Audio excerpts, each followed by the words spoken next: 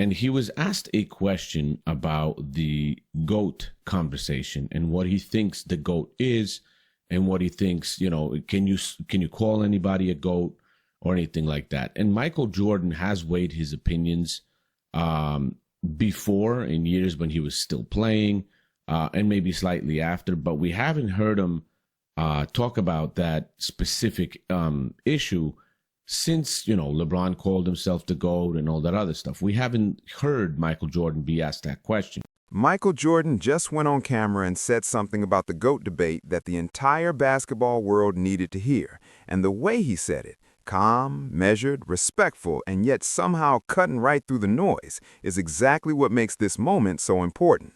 Because after years of staying largely quiet on this specific topic, after watching the GOAT conversation grow louder and more personal and more divisive with every passing season, Michael Jordan finally sat down and gave his full, honest opinion on what he thinks about all of it. And if you pay close enough attention to every word he chose, you will realize that buried inside his very professional and very carefully worded response is something that points directly at one specific person without ever saying that person's name out loud. This is not a story about Jordan being bitter. It is not a story about an old champion who cannot handle the idea that someone might challenge his legacy. If you watch the full clip and really listen to what Jordan is saying, you hear something much more thoughtful than that. You hear a man who genuinely loves the game of basketball, who has enormous respect for the players who came before him and the players who came after him, and who is deeply uncomfortable with the way the GOAT conversation has been used in recent years to push some players up while quietly pushing others out of the picture entirely. So let us go through all of it. Let us start with what Jordan used to say about this topic years ago, then move to what he said in this most recent interview, and then break down the part that most people are still talking about. Because there is a line in what Jordan said that once you hear it in context, lands like a quiet but very pointed statement about a specific habit that only one player in NBA history has really been guilty of. Before we get to the recent interview, it is worth going back to what Jordan said when he was asked this same basic question years ago by John Thompson, because understanding where he started on this topic helps you understand what has and has not changed in his thinking. When Thompson asked him directly whether he was the greatest basketball player ever, Jordan's answer was immediate and genuine. He said, false. Not with false modesty, not as a performance of humility designed to make himself look good. He said it because he meant it, and he explained exactly why. He said he never played against all the great players who came before him. He said he never got to go up against Jerry West or Oscar Robertson. He said those players influenced his game and helped shape who he became as a player, and because of that, he could never honestly claim to be definitively better than them, because the comparison was never actually tested on a court. Anyone who ever watched Michael Jordan play knows he had more confidence than almost any athlete who ever lived. But because he had a genuine respect for players he never competed against and a genuine understanding that greatness is not something you can fully measure across different eras and different circumstances, that was the foundation of Jordan's thinking on this topic. And now, years later, after the GOAT debate has transformed into something completely different, after it has become a marketing tool and a social media argument, and a narrative that certain players have used very deliberately to elevate their own place in history, Jordan was asked the question again, and his answer was largely the same at its core, but with some very specific additions that were not there before. In his most recent comments on this topic, Jordan started by saying something that tells you right away where his head is on all of this. He said the term GOAT is never going to be something that gets him emotionally high or low. He said it simply does not exist for him in the way it seems to exist for everyone else who cannot stop talking about it. And you can hear in the way he says it that this is not just something he says publicly. This is genuinely how he feels. He has never needed the GOAT label to feel good about what he accomplished. The championships, the performances, the moments are what they are, regardless of what title anyone puts on them. He went back to the same point he made with John Thompson. He said he never played against Oscar Robertson or Jerry West, and he would have loved to. He said that as a competitor, he would have genuinely welcomed the chance to go up against those players to find out where he stood. But since that never happened, the comparison can never be settled with any real certainty. Then he said something that is the heart of the whole conversation and the part that carries the most weight. He talked about how the game evolves from one generation to the next. He talked about how the players of his era learned from the players before them, and how the players who came after him, the Kobes and the LeBrons, learned from his generation. And he said that is the beauty of basketball. Each generation takes what the previous... Because it is not just a philosophical point about basketball history. It is a direct response to something specific that has been happening in this GOAT conversation for years. The line that changes everything. Let us sit with that sentence for a moment because it deserves real attention. Jordan said, "Do not use the evolution of the game against the player who taught you the game." Think about what that means in the context of how the GOAT debate has actually been conducted in recent years. The argument that LeBron James is better than Michael Jordan has been made in many different ways by many different people. But one of the most common versions of that argument is built around the idea that the modern game is more demanding, more complex, and more advanced than the game Jordan played. The argument goes that today's players are bigger, faster, more athletic, better shooters, and operating in a league that is more competitive from top to bottom than the league Jordan dominated. And because of all that evolution, a player who achieves at an elite level in the modern era deserves more credit than someone who achieved at an elite level in an older, supposedly less advanced version of the game. Jordan is saying that this argument is backwards. He is saying that when a later generation uses the fact that they play a more evolved version of the game as a reason to rank themselves above the players who came before them, they are essentially using gifts they were given against the people who gave them. The game evolved because of what Jordan and the players of his era did. The standards they set, the way they played, the way they competed, all of that is part of why basketball became what it is today.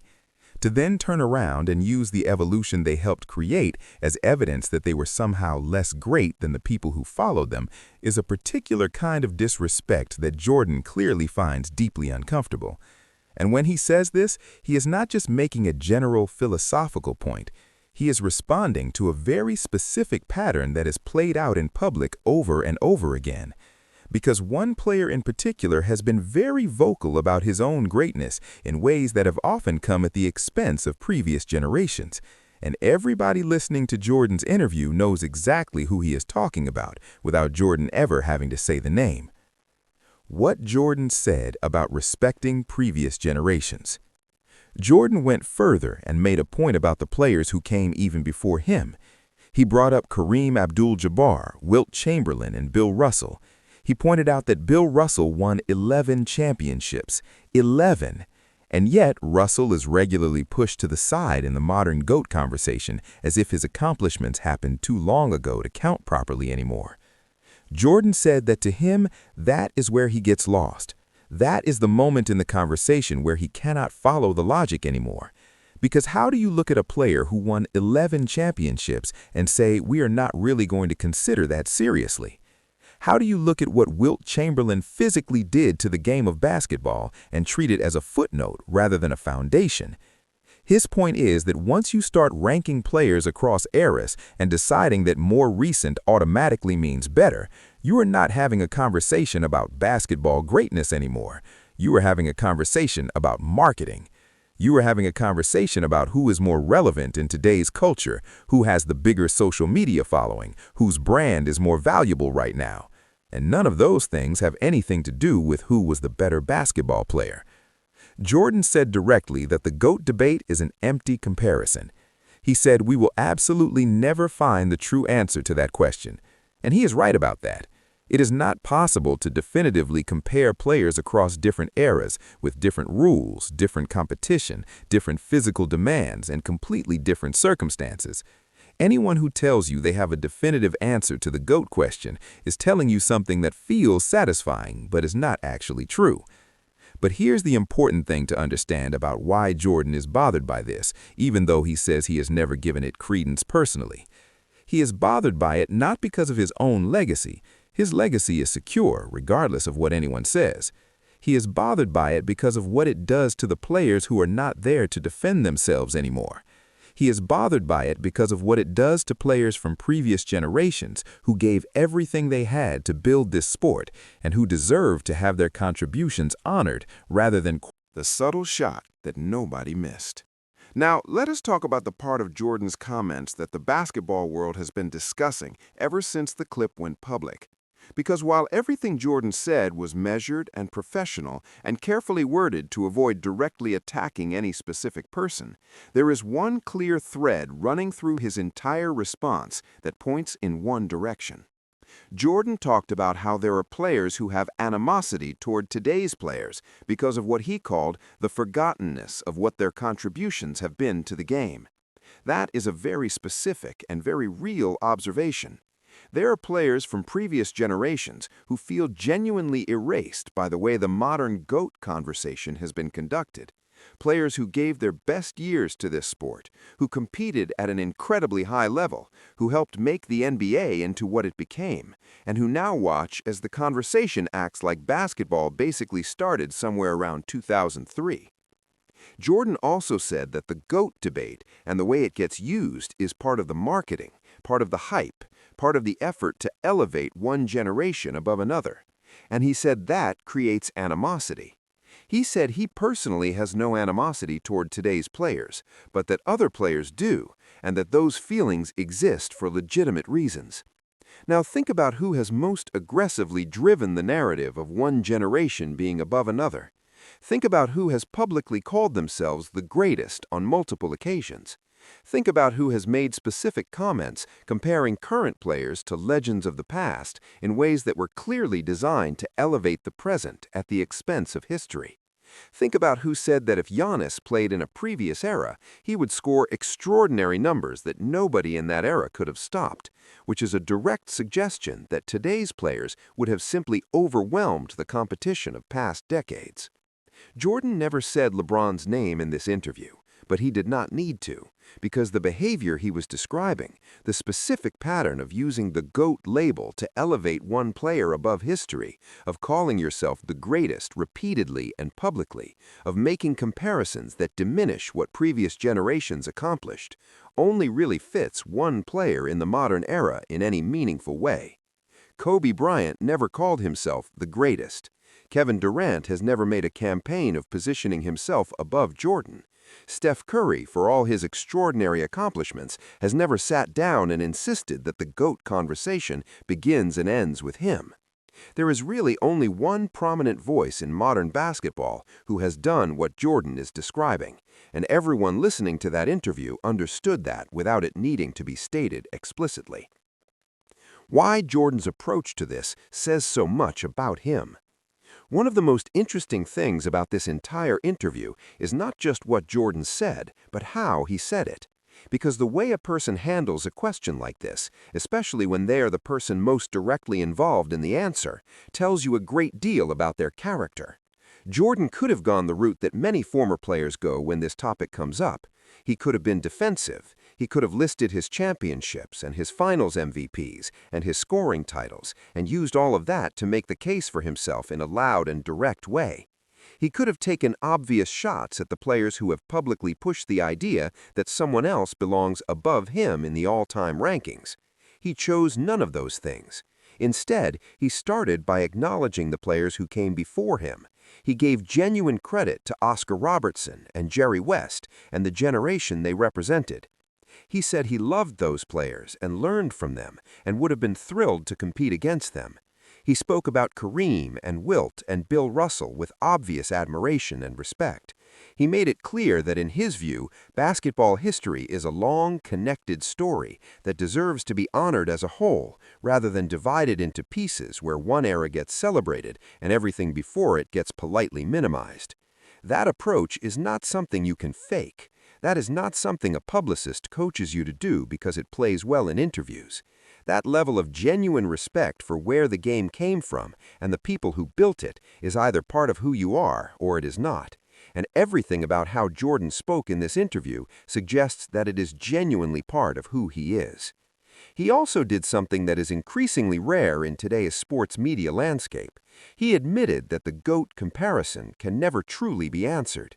He said it plainly and without apparent frustration. That acceptance of uncertainty from a man who by most reasonable measures would benefit most from having the answer be definitive is actually one of the most impressive things about his entire response. He does not need the answer to be settled. His sense of his own career and his own accomplishments does not depend on someone officially handing him the GOAT title and closing the debate forever. What this means for how we talk about basketball history. Jordan's comments in this interview are worth thinking about seriously because they raise a question that goes beyond just the Jordan versus LeBron conversation. They raise a question about how we as basketball fans choose to engage with the history of the sport. The GOAT debate as it currently exists in the media, on social media, in podcasts and YouTube videos and barbershop conversations has a way of compressing basketball history into a very narrow window. It tends to treat the modern era as the most important and most competitive era by default, and to treat everything that came before as a less polished, less advanced version of what basketball eventually became. And while it is true that the game has evolved enormously over the decades, that evolution does not make the players of previous eras less great within the context of what they were doing, against the competition they were facing, in the circumstances they were dealing with.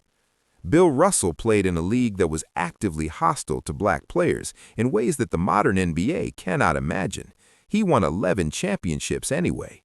Wilt Chamberlain played against the best competition of his era with a level of physical dominance that is genuinely hard to put into words. Jerry West was one of the most complete players the game has ever seen. Oscar Robertson was doing things statistically and on the court that were decades ahead of his time. These were not lesser versions of modern greatness. They were full expressions of greatness within their own context. Jordan's point is that acknowledging the greatness of someone who came after you does not require you to diminish the greatness of the people who came before you. Both things can be true at the same time. LeBron James can be an extraordinary basketball player and one of the greatest to ever play the game, without that fact requiring us to minimize what Jordan accomplished, or what Magic Johnson accomplished, or what Kareem Abdul-Jabbar accomplished, or what Bill Russell accomplished.